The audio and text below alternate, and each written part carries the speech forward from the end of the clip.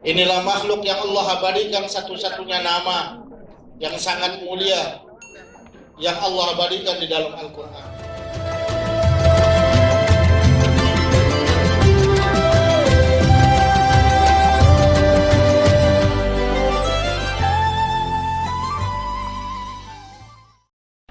Tentu satu hal yang harus ada dalam diri jamaah di saat berada di makam dan di hadapan makam Rasulullah tidak lain dan tidak bukan ternyata inilah makhluk yang paling mulia yang dicipta oleh Allah Subhanahu wa taala.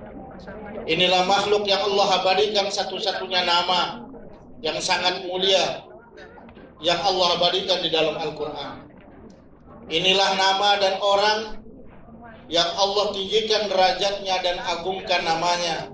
Tidak ada nabi-nabi yang diagungkan namanya kecuali Muhammad, baik di dalam sebutan-sebutan kalimat tasyahud, asyhadu an la ilaha illallah wa asyhadu anna Muhammadar Rasulullah, sehingga dua kalimat ini penentu dari diterima atau tidaknya amal kita kepada Allah Subhanahu wa taala. Bagaimana tidak, orang ini paling mulia di hadapan Allah. Di setiap kita membaca Al-Quran, tidak ditemukan panggilan seperti Allah memanggil Nabi kita Muhammad penuh dengan keagungan. Allah memanggil nabi-nabinya dengan langsung menyebut namanya. Seperti Allah memanggil Nabi Adam, Allah langsung menggunakan kalimat ya Adam, uskun anta wa zawjukal jannah. Langsung Allah sebut ya Adam. Begitu Allah menyebut dan bicara kepada Nabi Nuh, Allah memanggil namanya dengan sebutan ya Nuh, ihbit minna bisalamin. Begitu Allah bicara kepada Nabi Zakaria, begitu pun Allah menggunakan ya Zakaria, inna nubashiruka bigulamin ismuhu Yahya. Begitu Allah bicara dengan Nabi Yahya, ya Yahya, khudhil kitaba biquwwah. Allah bicara kepada Nabi Musa, ya Musa, innani anallah.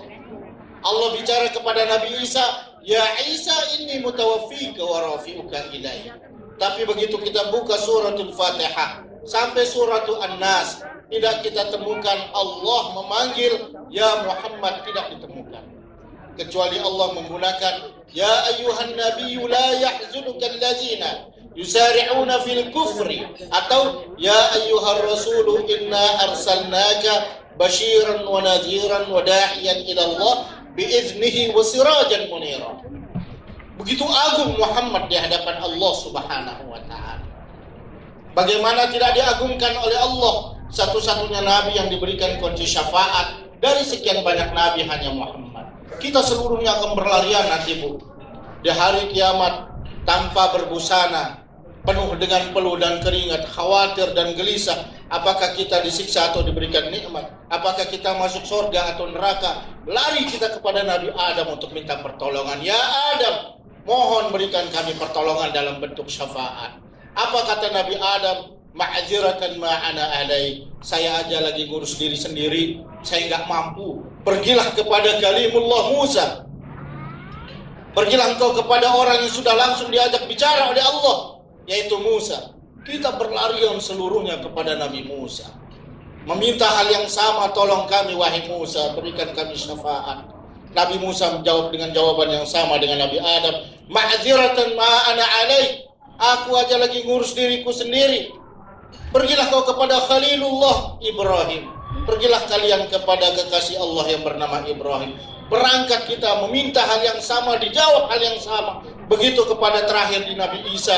Isa yang tidak diwafatkan oleh Allah. Isa diangkat ruh dan jasadnya oleh Allah, dan kita bilang, engkau wahai Isa yang tidak mati di dunia, diangkat jasad rohmu, berikan kami pertolongan. Isa mengatakan, yang bisa memberikan ini hanya Muhammad sallallahu alaihi wasallam.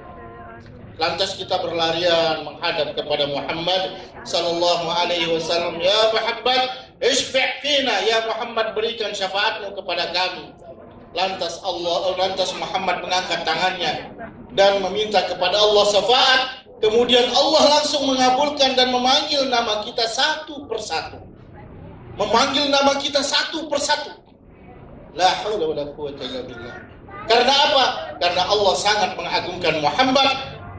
Pantas kita diberikan oleh Allah pengampunan, syafaat dan pertolongan di hari kiamat. Bagaimana Muhammad ini tidak agung di hadapan Allah Subhanahu wa taala di ujung hayatnya, di ujung hayat dan saat kematian beliau. Yang diingat itu kita semua ini umatnya. Beliau tidak memanggil para sahabat, mana ghanimah, sisa rampasan perang, berapa semuanya berbenaran kita, berapa kas kita seluruhnya. Muhammad tidak memanggil Fatimah putrinya, berapa sisa warisan kita, berapa yang akan dibagi kepada cucu anak kita. Tidak dipanggil semuanya. Ali tidak dipanggil, Aisyah tidak dipanggil sebagai seorang istri, tapi seluruhnya dipanggil keluarganya. Dan dibisikkan di telinga kanan Ali dan mengatakan Muhammad saat akhir-akhir kehidupan beliau, ummati, ummati, ummati. Bagaimana kondisi umatku nanti? Bagaimana kondisi umatku nanti?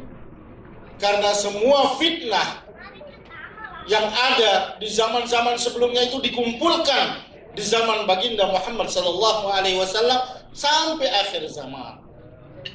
Nabi Lut, fitnah yang beliau terima hanya pernikahan sejenis.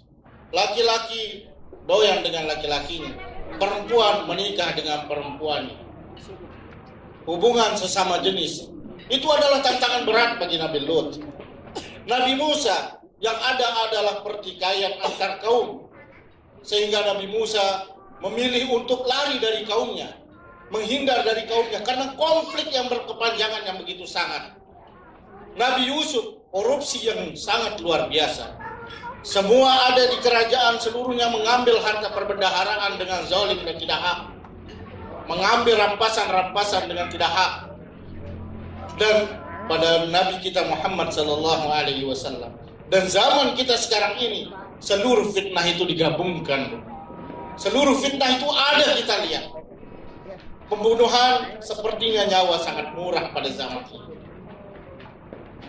Hubungan antar sesama, antar sejenis, orang sudah mulai mau melegalkannya. Mengambil harta dengan tidak benar, baik tersistem maupun tidak tersistem, itu terjadi.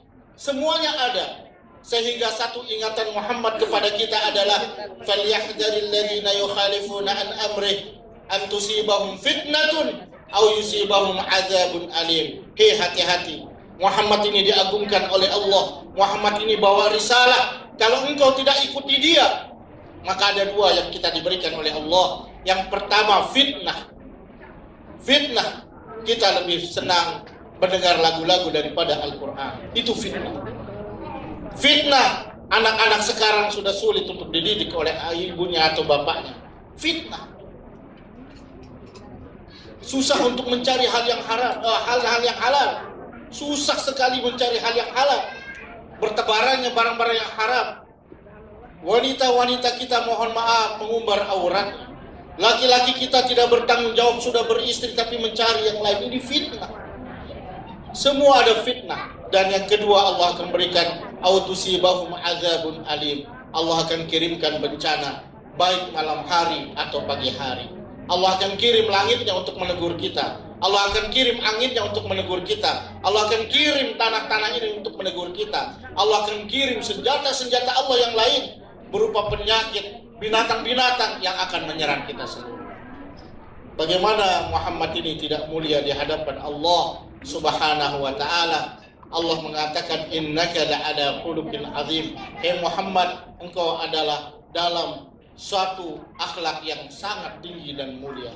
Mudah-mudahan bermanfaat hikmah dari maulid ini. Selanjutnya kita mencontoh beliau dalam kehidupan sehari-hari, baik pribadi, keluarga, maupun setiap tanggung jawab kita di kantoran, di pasaran, atau di mana saja kita berada. Hadirkan Muhammad dalam kehidupan.